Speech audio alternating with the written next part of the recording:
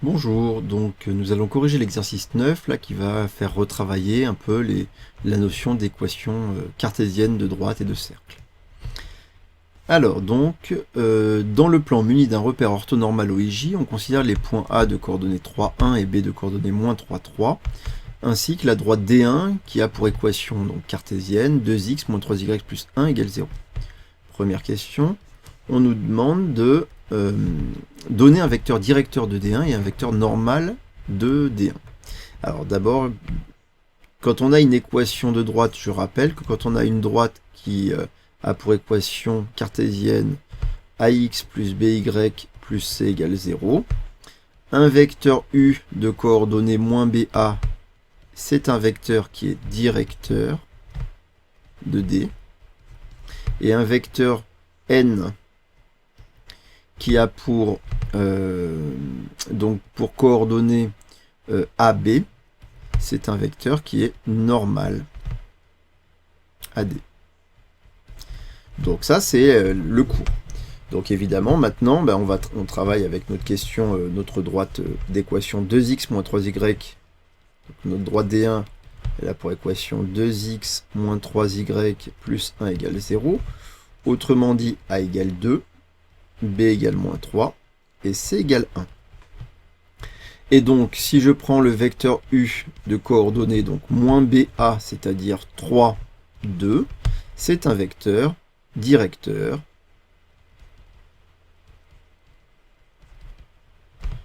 de D1.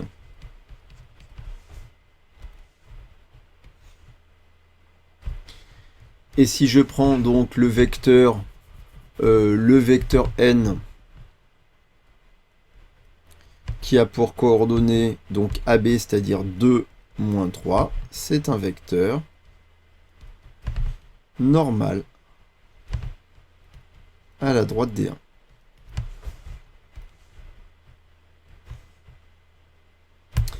Ok. Deuxième question, les droites D1 et AB sont-elles parallèles? Alors, petit 2. Est-ce qu'on a des droites parallèles entre la droite AB et la droite D1? Pour ça, on va trouver un vecteur directeur de la droite AB, et évidemment, on va prendre les coordonnées du vecteur AB. Le vecteur AB est un vecteur directeur de la droite AB. Donc AB a pour coordonnées xb moins xa, yb moins ya. Donc ça nous donne que le vecteur AB a pour coordonnées, alors xb c'est l'abscisse de B qui vaut 3, et l'abscisse de B qui vaut moins 3, pardon, et l'abscisse de A qui vaut 3. Donc c'est moins 3, et l'ordonnée du vecteur AB, donc c'est l'ordonnée de B qui vaut 3, moins l'ordonnée de A qui vaut 1, donc 3 moins 1. Et donc ça nous donne que le vecteur AB a pour coordonnées moins 6, 2. Pour savoir si la droite AB est parallèle à la droite D1, on peut par exemple calculer regardez si les vecteurs AB qui dirigent la droite AB et le vecteur U qui dirige la droite D1 sont des vecteurs qui sont collinéaires. Pour ça, on peut calculer le déterminant du vecteur AB et du vecteur U. Alors si on calcule le déterminant, donc le déterminant, rappelez-vous, c'est l'abscisse du vecteur AB multiplié par l'ordonnée du vecteur U, moins l'abscisse du vecteur U multiplié par l'ordonnée du vecteur AB. Donc ça, c'est une espèce de différence des produits en croix. Donc ça fait moins 6 fois 2, moins 3 fois 2, c'est égal à moins 12, et donc moins 6, moins 18. C'est différent de 0. Puisque le déterminant est différent de 0, ça veut dire que AB et U ne sont pas collinéaires.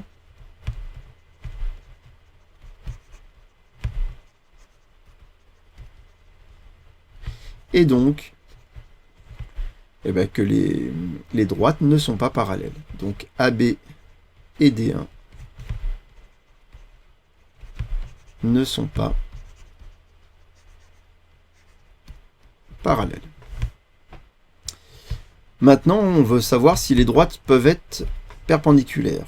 pour ça, on va plutôt calculer le produit scalaire du vecteur AB et du vecteur U. Donc, si je calcule le produit scalaire AB scalaire U, qui est donc le produit scalaire entre un vecteur qui dirige la droite AB et un vecteur directeur de la droite D1, si jamais je trouve 0, ça veut dire que les droites sont perpendiculaires, sinon c'est que les droites ne sont pas perpendiculaires. Donc, puisque ça voudra dire que les vecteurs ne sont pas orthogonaux. Alors, AB scalaire U, donc là, la formule, c'est l'abscisse du vecteur AB multiplié par l'abscisse du vecteur U, plus l'ordonnée du vecteur AB, multiplié par l'ordonnée du vecteur U. Donc, c'est-à-dire moins 6 multiplié par 3, plus 2 multiplié par 2.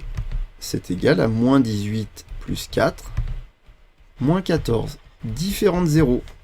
D'où AB et U ne sont pas orthogonaux. Les vecteurs directeurs ne sont pas orthogonaux.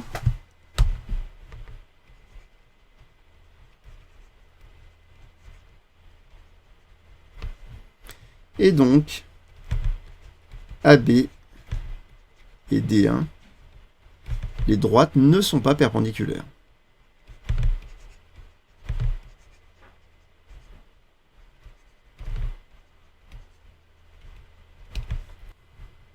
Alors, passons maintenant à la question suivante. Donc, on nous demande de déterminer une équation cartésienne de D qui est la hauteur issue de B dans le triangle OAB. Donc là, le mieux, c'est de faire vite un petit schéma pour visualiser notre triangle. Donc, on a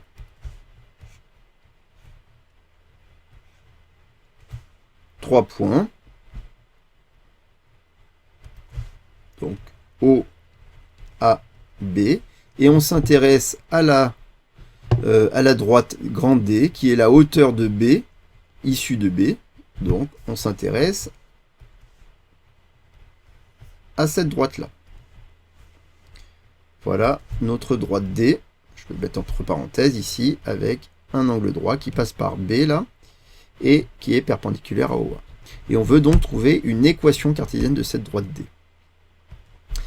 Alors, c'est pas très difficile, puisqu'il suffit de dire M appartient à la droite D, si et seulement si. Alors, à quelle condition, quelle est la condition pour qu'un point appartienne à la droite? Eh bien, il suffit que le vecteur BM soit orthogonal au vecteur OA. Autrement dit, que BM scalaire OA soit égal à 0. Ça, c'est une condition nécessaire et suffisante pour qu'un point appartienne à la droite. Un point, de coordonnées x, y, évidemment. Puisqu'on cherche une équation cartésienne, donc on cherche une relation valable entre les coordonnées d'un point de la droite. Et donc, on applique nos formules de calcul du produit scalaire, notre formule analytique.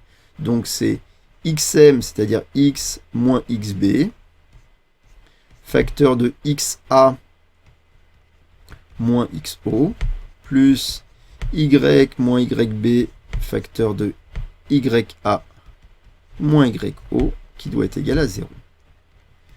Donc, alors, le x, c'est parce que c'est l'abscisse du point M. Xb, donc il faut reprendre un petit peu nos données. Je vais les reprendre ici, pour les avoir sous les yeux.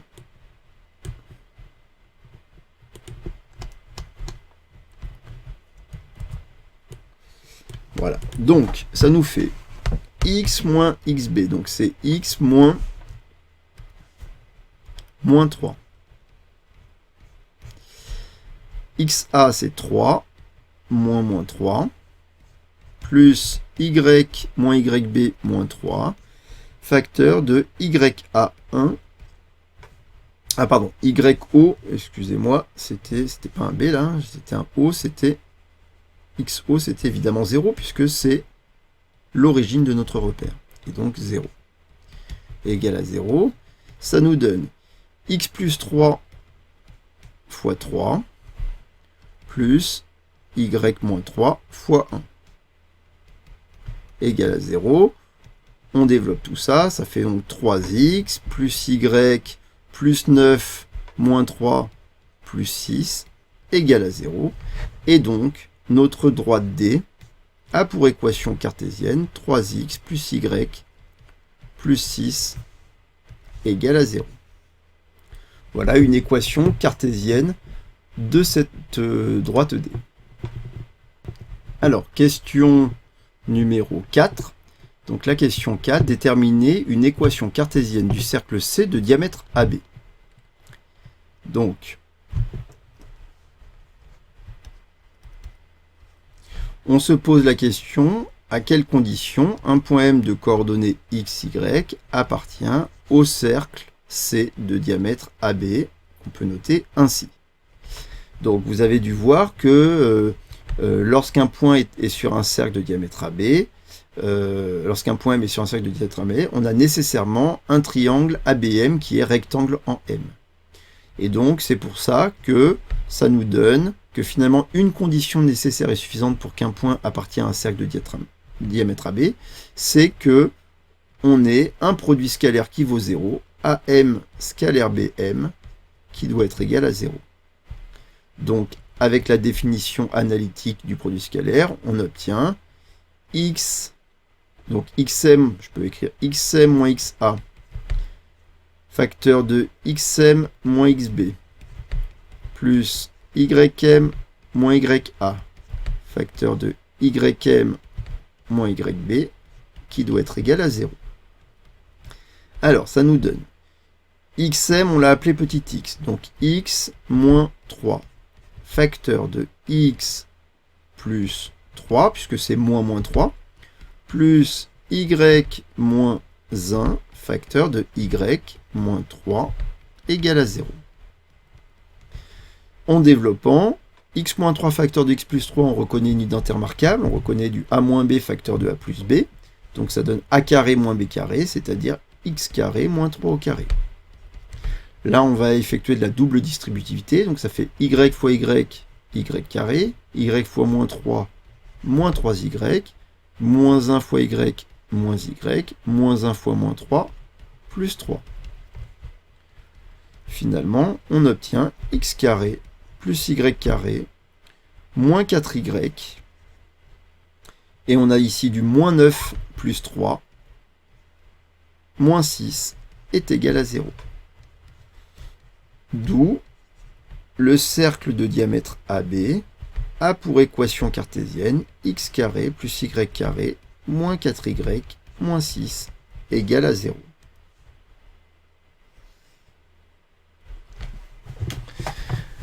Passons à la question 5. Alors la question 5, c'était déterminer une équation cartésienne du cercle C' de centre A et de rayon 2.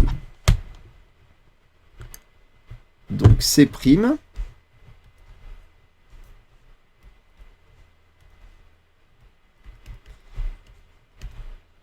c'est le cercle de centre A et de rayon, j'ai oublié, c'est le cercle, de centre A et de rayon 2. Donc on peut noter C indice A 2, comme ceci. Alors là, on connaît le centre et le rayon. Or, normalement, vous savez directement qu'un tel cercle, on connaît sa forme réduite de son cercle. On sait que ce cercle, il a une équation réduite de la forme x moins xa au carré plus y moins ya au carré, qui est égal au rayon. Donc ici, le rayon au carré.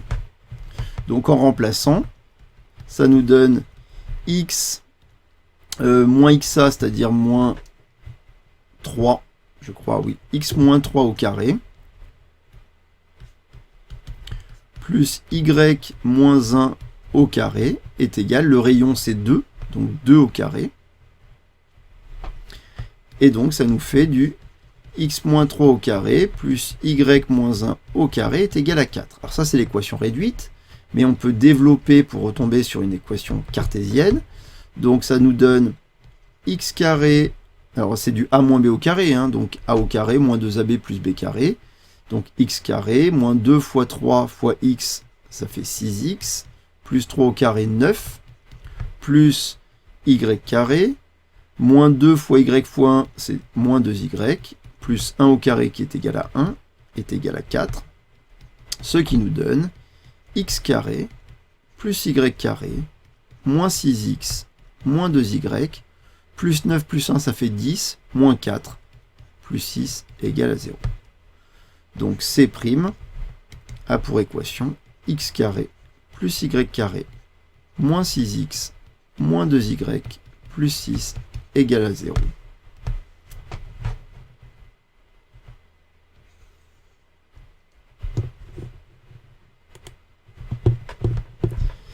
Dernière question, question numéro 6. On nous donne un ensemble de points de coordonnées x, y qui vérifie cette équation. On veut savoir quelle est la nature de cet ensemble. Est-ce que c'est un cercle ou pas? Donc, même si ça ressemble à l'équation cartésienne d'un cercle, peut-être que c'en est pas un. Donc, on va regarder ça. Donc, question numéro 5. Nature de cet ensemble-là, de l'ensemble des points M de coordonnées x, y qui vérifient cette équation. Donc la méthode est simple, l'idée c'est d'essayer de reconstruire l'équation réduite d'un cercle. Pour ça on réordonne un petit peu nos termes, donc c'est x carré moins 8x, on va mettre les x ensemble, les y ensemble, y carré plus 4y plus 10 égale 0. Ensuite, l'idée, pour retomber sur l'équation réduite, c'est qu'il faut se dire que x carré moins 8x doit être le début de la forme développée d'une identité remarquable, qui va être x moins quelque chose au carré. Donc, ce moins 8x, c'est ce qu'on appelle le double produit, donc il doit être égal à 2 fois x fois le nombre qui se trouve ici. Or, pour faire 8x, évidemment, c'est 2 fois x fois 4. Donc, c'est obligatoirement du x moins 4 au carré. Vous pouvez redévelopper cette forme-là pour voir que vous retombez bien sur x carré moins 8x comme dans les deux premiers termes de la forme développée. Mais dans cette forme factorisée, il y a évidemment aussi un terme en plus qui est connu, qui apparaît, c'est que quand on développe x moins 4 au carré, ça fait x carré moins 8x plus 16, plus 4 au carré, c'est-à-dire plus 16. Or, il n'y était pas le plus 16, donc il faut le retrancher. Pareil pour les deux premiers, là, y carré plus 4y, on regarde ce que c'est de là. C'est le début de y plus quelque chose au carré. Alors, pour avoir 4y, ça doit être le double produit, donc 2 fois y fois quelque chose. On voit bien qu'il manque seulement un fois 2. 2 fois y fois 2, ça fait bien 4y. Mais dans y plus 2 au carré, il y a y carré plus 4y plus 4. Le plus 4, on l'a pas, donc on le retranche. Finalement, il nous reste x moins 4 au carré, plus y plus 2 au carré, moins 16, moins 4 plus 10, on peut réduire. Ça fait moins 20 plus 10, donc c'est égal à moins 10. Donc en ajoutant 10 à chaque membre, il nous reste ça. Et là, on reconnaît une équation réduite de cercle. Et donc, ce cercle, cet ensemble de points, qui était défini là, par cette équation cartésienne. Il n'a pas de nom, mais on est sûr que cette équation cartésienne, c'est l'équation cartésienne d'un cercle. Et on peut préciser ces éléments caractéristiques, c'est-à-dire le centre du cercle et le rayon du cercle. Donc, on peut dire, c'est le cercle de centre. On peut lui donner un nom, n'importe quel nom, on peut l'appeler de centre T, de coordonnées. Alors l'abscisse c'est 4, et l'ordonnée c'est moins 2, et de rayon. Alors attention, ce n'est pas 10 le rayon, mais la racine carrée de 10, puisque dans l'équation réduite, le nombre qui est dans le membre de droite, c'est le carré du rayon. Donc le rayon, ça doit être racine carrée de 10. Voilà donc pour cet exercice qui permet de retravailler un petit peu les équations cartésiennes de droite et de cercle. Au revoir.